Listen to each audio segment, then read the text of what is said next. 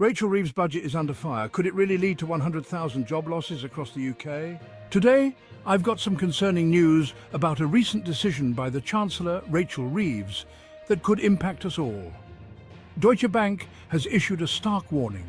The national insurance tax hike is set to cost 100,000 jobs. Now let's break this down. The Chancellor announced that from April, the rate of employer NI contributions will rise from 13.8% to 15%, and the wage threshold at which it starts will drop from £9,100 to £5,000 per year. The Treasury expects this move to raise £25 billion, but at what cost?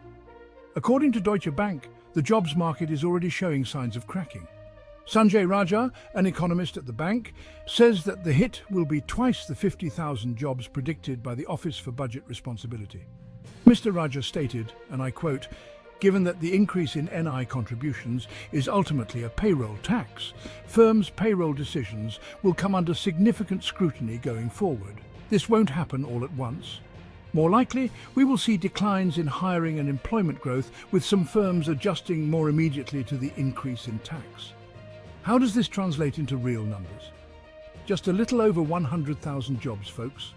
That's a lot of people potentially out of work. But that's not all. Deutsche Bank also warns that those still in work will see their pay affected. Despite Ms. Reeves's pledge to protect working people in the budget, pay rises are likely to be £5.6 billion lower than previous forecasts. The bank now expects average pay growth of 3.75% next year, not the 4.25% it anticipated before the budget. So, what about the prices in shops? Well, they're set to go up too, as companies, already struggling with low profits, are forced to pass on some of the costs of the £25 billion tax to their customers.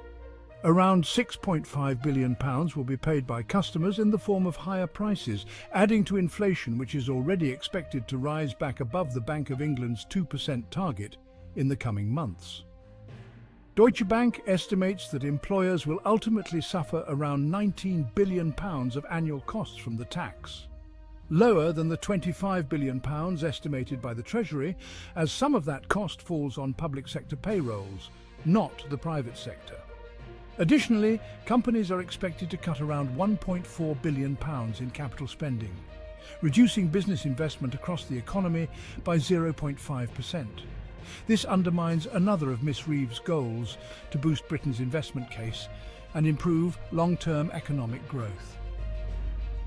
So, what does all this mean for you and me?